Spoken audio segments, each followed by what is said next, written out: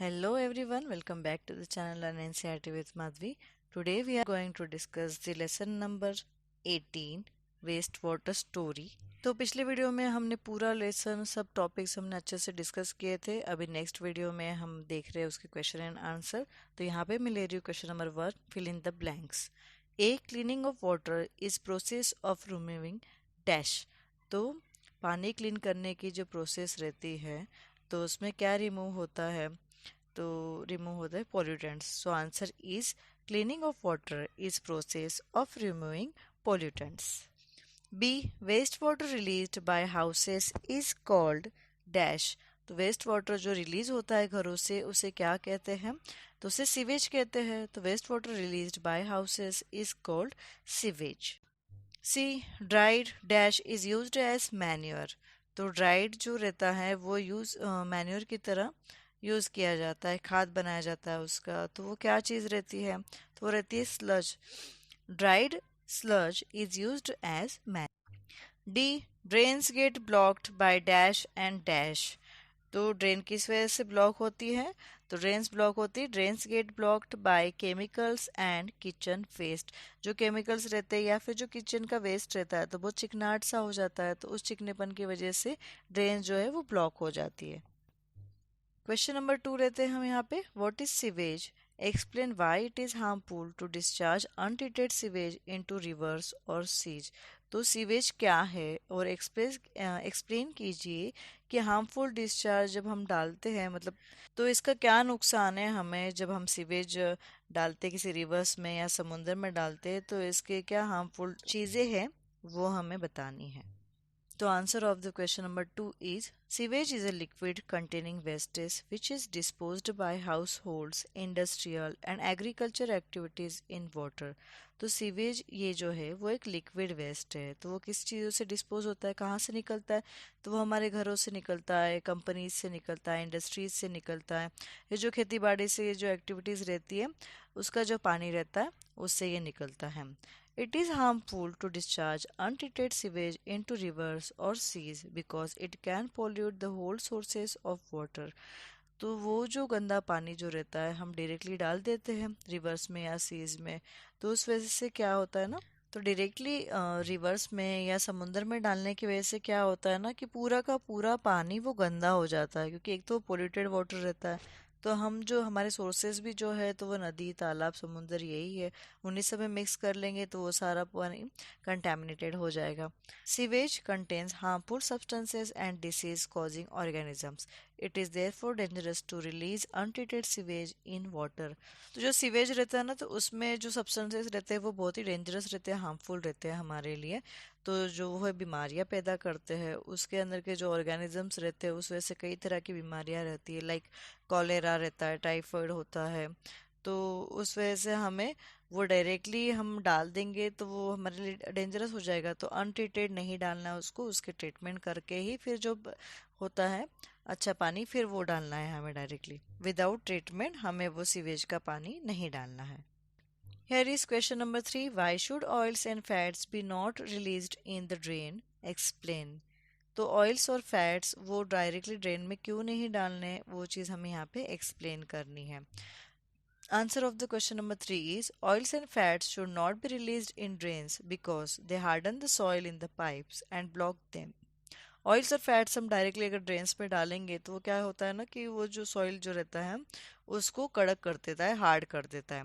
उस वजह से क्या रहता है कि जो चिकनापन जो पाइप पे हमने देखा होगा तो आजू बाजू में वो पाइप चिकनाहट रहती है, तो वो डालते जाएगी तो चिपकते जाएगा और वो वहीं पे बैठ जाता है. ऐसा नहीं कि पानी के फ्लो से वो नीचे जा रहा है, वहीं पे रहने की वजह से क्या होता है ना कि वो धीरे धीरे फिर ब्लॉक करते जाता है और क्लॉग हो जाएंगे उसके पोर्स, तो पाइप्स पूरा बंद हो जाएगा.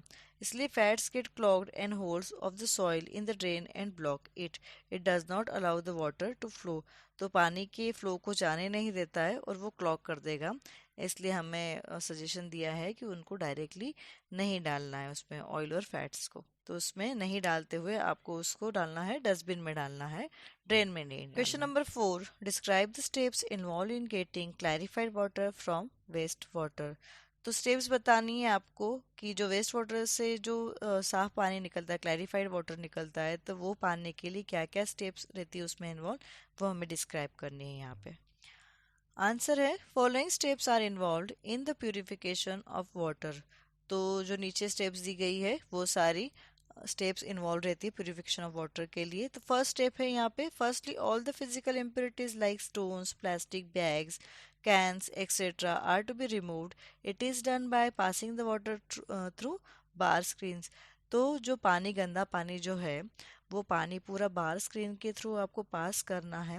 और फिर क्या होगा ना, तो उसमें से जो ये बड़ी बड़ी चीज़ें जैसे कि स्टोन्स है, प्लास्टिक बैग्स है, कैंस है, तो वो सब सारी जो फिजिकल इम्प्योरिटीज़ है जो आंखों से, खुली आंखों से दिखती है हमें, ये जो कचरा है वो सारा हट जाता है। तो सेकंड पॉइंट है then water is taken to grit and sand removal tank where impurities are removed by sedimentation. तो सेकंड पॉइंट में जो है सेकंड स्टेज रहती है उसकी सेडिमेंटेशन। तो उसमें क्या होता है ना कि ग्रेट और सैंड जो रहता है ना वो रिमूवल टैंक रहता है। वो चीज़ जो रहती है, मिट्टी है या जो भी कीचड़ वगैरह रहता है, वो उससे हटाया जाता है, उसको स्टेबल किया जाता है पानी को। और फिर ऊपर ऊपर का पानी कुछ टाइम के लिए वह उसको रखा जाता है, फिर ऊपर ऊपर का जो पानी रहता है ना वो निकल जाता है, और फिर स्क्रैपर की मदद से ग्रीट और सैंड वहाँ से निकाल दी जाती है। थर्ड स्टेज है solid impurities and faeces etcetera are collected from bottom of water, this impurities collected are called sludge. तो जो उसके नीचे वाला, जैसे कि मैंने बताया कि वो निकल देते हैं उसको, कुरेद के निकालते हैं जो सॉलिड इम्प्योरिटीज और फेसेस रहते हैं, तो वो जो रहता है ना तो वो स्लज कहलाता है। तो उसको कलेक्ट किया जाता है। तो वो उसको जो नीचे पानी के नीचे साफ पानी, जो ऊपर का पानी जो रहता है सतह का, वो पानी निकाल देते हैं, और नीचे का पानी का जो ये कीचड़ वगैरह सब रहता है तो वो फिर वो निकाल देते हैं, उसको इकट्ठा कर देते हैं। फोर्थ स्टेज है clarified water is cleaned of other impurities by aerator, all disease cause bacteria are removed by chlorination. तो फोर्थ स्टेज में क्या रहता है कि एरेटर प्रोसेस होती है, उसमें क्या रहता है कि जो भी हार्मफुल बैक्टीरिया रहते हैं डिसीज बनाने वाले, तो डिसीज के जो कॉजिंग वाले जो बैक्टीरियाज रहते हैं ना, वो सारे क्लोरिनेशन प्रोसेस से वो निकाला जाता है और प्यूरिफाइंग किया जाता है उसको। Next question is question number 5, what is sludge and explain how it is treated. तो स्लज क्या है और उसको कैसे ट्रीट किया जाता है, ये पूछा गया है हमें। तो आंसर है इस चीज़ का, answer sludge is the collected solid waste from the wastewater during the treatment in water treatment plant। तो sludge जो रहता है, जो एक solid waste है, जैसे कि मैंने लास्ट क्वेश्चन में आपको बताया है कि पानी को स्टेबल रखा जाता है कुछ टाइम के लिए, और जो ऊपर का पानी रहता है वो निकाल देते हैं, और नीचे जो रहता है वो कीचड़ मिट्टी वगैरह वो रह जाती है, तो उसके कुरेद के इकट्ठा कर लेते हैं, तो उसे कहा जाता है sludge. Sludge is decomposed in a separated tank by the anaerobic bacteria. Activated sludge is used as manure। तो इनको एनॉर्बिक बैक्टीरिया के अंदर डाला जाता है एक सेपरेट टैंक में, और डिकम्पोज किया जाता है। तो डिकम्पोज करने के बाद में जो मिलता है ना, तो वो मैन्योर बन जाता है, खाद बन जाता है। तो वो खाद किस चीज़ के लिए यूज़ किया जाता है, खेती बाड़ी के लिए वो यूज़ करने के लिए काम आता है। Next question is question number 6, untreated human excreta is a healthy hazard, explain. तो जो इंसानों से निकला हुआ वेस्ट है, टॉयलेट से निकला हुआ जो वेस्ट है, वो अगर अनट्रीट किया जाए तो वो हेल्थ हजार्ड है, हमारे लिए डेंजरस है। तो एक्सप्लेन कीजिए उस चीज़ को। So the answer of the question number 6 is untreated human excreta can cause a lot of health related problems। तो जो अनट्रीटेड जो ह्यूमन एक्सटेटा है उसमें बहुत सारी चीज़ें, अगर उसको ट्रीट नहीं किया गया तो बहुत सारे हेल्थ रिलेटेड प्रॉब्लम्स उसमें होती है। It pollutes water, air and soil. तो वो किसको गंदा करता है, पानी को, हवा को और मिट्टी को गंदा करता है। The polluted water contains disease causing bacteria which can spread epidemics like cholera and meningitis etc। तो अगर उसको खुले में रखा जाएगा तो उससे स्मेल भी आती है बहुत, पानी, एयर और हवा और ज़मीन, वो सब तीनों चीज़ें वो गंदा करता ही है। उसके साथ में क्या रहता है कि उसके अंदर के जो बैक्टीरिया रहते हैं तो वो फैलते रहते हैं, उस वजह से कौन सी बीमारी होती है, लाइक उससे होता है कॉलेरा और मेनिंगिtis, ऐसी बीमारियां होती है। तो उसको बचाने के लिए हमें उसको ट्रीट करके ही फिर निकालना है बाहर, छोड़ना है खुले में, ऐसा। Question number 7, name two chemicals used to disinfect water. तो दो ऐसे केमिकल बताइए कि जो वाटर को प्यूरिफाई करते हैं, डिसइंफेक्ट करते हैं। Answer of this question is chlorine and ozone. Chlorine और ओजोन ऐसे केमिकल्स है जो वाटर को प्यूरिफाई करने में हेल्प करते हैं। Question number 8, explain the junction of bar screens in a waste water treatment plant.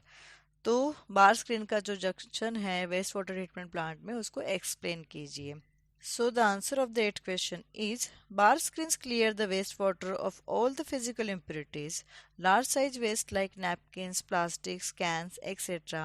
are removed from the wastewater through the bar screens. तो बार स्क्रीन्स जो रहती है ना, तो फिजिकल इम्प्योरिटीज निकाल देती है। जो वेस्ट वाटर रहता है उसके अंदर की जो बड़ी बड़ी चीज़ें जो हमें खुली आंखों से दिखाई देती है, जैसे कि मैंने लास्ट क्वेश्चन में भी डिस्कस किया था, ये चीज़ फिर से बता देती हूँ कि वेस्ट वाटर जब हम डायरेक्टली छोड़ते हैं तो वो फंस जाता है बार स्क्रीन के थ्रू। तो उसमें से क्या रहता है कि जो खुली आंखों से चीज़ें हमें दिखती है, जब प्लास्टिक मटेरियल है, नैपकिन्स है, कैंस है, तो जो भी बड़ी बड़ी चीज़ें जो रहती है वो सारी उस चीज़ों से निकल जाती है। बड़ी साइज़ की जो भी वेस्ट है ना, वो सारा उस पर निकल जाता है। तो वो काम करता है bar screen. Question number 9, explain the relationship between sanitation and disease. तो सैनिटेशन एंड डिसीज के बिटवीन का जो रिलेशनशिप है ये आपको एक्सप्लेन करना है। Answer of the question is sanitation and disease are related to each other. Sanitation involves proper disposal of sewage and refuse from house and public places. तो sanitation जो है और डिसीज जो है ना, ये दोनों ही एक दूसरे से रिलेट करते हैं। तो क्या होता है, सैनिटेशन किस में है, तो प्रॉपर डिस्पोजल अगर नहीं होता है उसका, जो भी हमारे घरों से निकलता है या फिर पब्लिक प्लेसेस से निकलता है, तो वो सारा इन्वॉल्व रहता है उसमें। If sanitation is there no disease will occur, but if sanitation is not there various types of disease will occur and spread. So sanitation should be kept to avoid disease. तो अगर हम उसको process नहीं करेंगे या फिर sanitation नहीं रखेंगे, हम अच्छा प्रॉपर हाइजीन नहीं रखेंगे उस जगहों का, तो क्या होगा ना कि उस वजह से बीमारियां पैदा होगी। तो अगर हम सैनिटेशन रखेंगे तो उस वजह से बीमारियां नहीं होगी, और अगर हम नहीं रखेंगे तो उस वजह से बीमारियां फैलेगी। तो हमें डिसीज को मतलब बीमारियों को अवॉइड करने के लिए सैनिटेशन ज़रूरी है। Question number 10, outline your role as an active citizen in relation to sanitation. तो हमारे एक एक्टिव सिटीजन होने के नाते हमें सैनिटेशन के लिए क्या रोल निभाना चाहिए, क्या काम करना चाहिए, ये बताना है हमें। आंसर है, as active citizen we should take care of our personal environmental sanitation. तो एक्टिव सिटीजन होने के नाते हमें क्या करना है, एक जिम्मेदार नागरिक होने के नाते हमें क्या करना है, तो हमें करना है कि जो हमारा पर्सनल एनवायरमेंटल सैनिटेशन है उसका ध्यान रखना है। तो हमारे आजू बाजू की और हमारा खुद का जो पर्सनल जो भी एनवायरनमेंट है उसका सफाई का हमें ध्यान रखना है। We should make people aware of benefits of sanitation. तो हमें सैनिटेशन के फ़ायदे लोगों को बताने हैं। We should help municipal corporation to cover all the open drains and remove disease causing substances throw in open. तो हमें म्यूनसिपालिटी को भी बताना है कि जितने भी नालियाँ वगैरह है तो उन सबको कवर करना है, और फिर जो भी खुले में ऐसे सब्सटेंसेस है जिससे बीमारियां पैदा हो सकती है तो उन्हें भी हमें हटाना है। Question number 11, here is a crossword puzzle, good luck. तो एक क्रॉसवर्ड पजल दिया गया है और गुड लक कहा गया है। तो क्रॉसवर्ड पजल में कुछ क्वेश्चंस पूछे गए हैं। जैसे कि आपको पता है कि ऊपर और नीचे ऐसे मतलब एक हॉरिजॉन्टल लाइन में लिखना रहता है और वर्टिकल लाइन में ऐसे दो पॉइंट लिखे हुए रहते हैं, दोनों को मैच करना है सेम वर्ड से। तो फर्स्ट यहाँ पे क्रॉस वाला है, 3 नंबर से स्टार्ट होता है, ये बताया गया है। तो लिक्विड वेस्ट प्रोडक्ट्स, तो लिक्विड वेस्ट प्रोडक्ट्स क्या है ये बताना है। तो लिक्विड वेस्ट प्रोडक्ट्स क्या रहता है, सीवेज रहता है। अभी ये सीवेज हमने यहाँ पे लिख दिया। और फोर्थ है solid waste extracted in sewage treatment. तो जो सीवेज ट्रीटमेंट जब हम करते हैं तब जो सॉलिड वेस्ट निकलता है तो उसे क्या कहते हैं, तो उसे कहा जाता है, ये 4 नंबर का है, तो उसे कहा जाता है स्लज। तो स्लज की स्पेलिंग हमें यहाँ पे लिख देनी है। इसके बाद में है 6 नंबर का, a word related to hygiene. तो हाइजीन के लिए कौन सा वर्ड हमें दिया गया है, कौन सा यूज़ करना है हमें, ये है आपका 6 नंबर का। तो 6 नंबर पे आएगा सैनिटेशन। सैनिटेशन यहाँ पे लिख देना है हमें। फर्स्ट है यहाँ पे यूज्ड वाटर, तो यूज जो पानी है हमारा, जो पानी निकलता है हमारे घरों से वगैरह, पब्लिक प्लेसेस से, फैक्ट्रीज से, इंडस्ट्रीज से, तो वो क्या रहता है, तो उसे कहा जाता है वेस्ट वाटर। फर्स्ट नंबर का ये है। अब हम देख लेते हैं डाउन के। सेकेंड है अ पाइप कैरिंग सीवेज, जो सीवेज को कैरी करते हैं पाइप, उन्हें क्या कहा जाता है, तो उनको नालिया कहा जाता है, उसको बोलते हैं सीवर। तो सेकेंड में हम यहाँ पे लिख देंगे सीवर। ये हो गया। फिफ्थ नंबर पे है micro organisms which cause cholera, तो कौन से ऐसे माइक्रो ऑर्गेनिजम्स है वो जो कॉलेरा के लिए जिम्मेदार है, तो उन्हें कहा जाता है बैक्टीरिया। तो फिफ्थ से हम लिख देंगे बैक्टीरिया। और आपको दिखेगा भी कि जो हमारे अक्रॉस वाले वर्ड्स है ना वो मैच हो रहे हैं वहाँ पे स्पेलिंग एग्जैक्टली, तो हो उस हिसाब से ही हमें वो वर्ड यूज़ करना है, तो थोड़ा क्लू हमें मिल ही जाता है। सेवेंथ नंबर का है a chemical to disinfect water, तो कौन सा ऐसा केमिकल है जो पानी को डिसइंफेक्ट करता है, 7 नंबर का पूछा गया है। तो वो हम लिखेंगे ओजोन, क्योंकि अब क्लोरीन भी था उसमें, पर 7 नंबर पे जो हमने 6 नंबर का सैनिटेशन जो जा रहा है तो ओ आता है वहाँ 7 नंबर पे, तो सी तो आएगा नहीं, क्लोरीन तो आएगा नहीं, तो इसलिए ओ के हिसाब से ओजोन है। अगर सी आया होता उस जगह तो हमें क्लोरीन लिखना पड़ता, तो ऐसे ये चीज़ ध्यान रखनी है आपको। उसके बाद में है एक हमारा रह गया था waste matter discharge from human body, तो जो भी ह्यूमन बॉडी से डिस्चार्ज निकलता है, वेस्ट मैटर निकलता है टॉयलेट से वगैरह हमारा, तो उसे क्या कहते हैं, ये पूछा गया है 8 नंबर का क्वेश्चन। तो उसको कहा जाता है एक्सक्रेटा। तो आपने यहाँ बैक्टीरिया का जो एंड वर्ड ए दिख रहा है, एक्सक्रेटा का भी एंड वर्ड जो है ए दिख रहा है, तो वो मैच हो रहा है, तो हमने यहाँ पे लिख दिया एक्सक्रेटा। तो ये कंप्लीट हो गया हमारा क्रॉसवर्ड। देन मैं यहाँ पे नेक्स्ट क्वेश्चन ले रही हूँ, question number 12, study the following statement about ozone. तो ओजोन के जो स्टेटमेंट है उसके बारे में हमको स्टडी करना है, बताना है। It is essential for breathing of living organisms. B में है it is used to disinfect water. C में है it absorbs ultraviolet rays. D है its proportion in air is used, air is about 3%। Which of the statement are correct. तो first में पूछा गया है कि ओजोन जो है वो हमारे ब्रीदिंग के लिए और लिविंग ऑर्गेनिजम्स की जो ब्रीदिंग प्रोसेस रहती है उसके लिए बहुत ज़रूरी है। दूसरे में बोला गया है कि वो यूज़ किया जाता है पानी को साफ करने के लिए, डिसइंफेक्ट करने के लिए। तीसरे में सी में पूछा गया है कि वो एब्जॉर्व कर लेता है अल्ट्रावायलेट रेस को। डी में बोला गया है कि उसका जो हवा में जो प्रोपोर्शन है वो 3% है, इसलिए। तो हमें बताना है कि इन चारों में से कौन सा स्टेटमेंट करेक्ट है। तो आंसर है option number 1 A B and C, option number 2 B and C, option number 3 A and D, and option number 4 all 4। तो आपको ऑप्शन बताए गए हैं, तो उनमें से करेक्ट ऑप्शन है answer 2, option number B and C is the correct statement. Okay, so everyone, that's all for the day. If you like, please like, share and subscribe to my channel. Bye bye.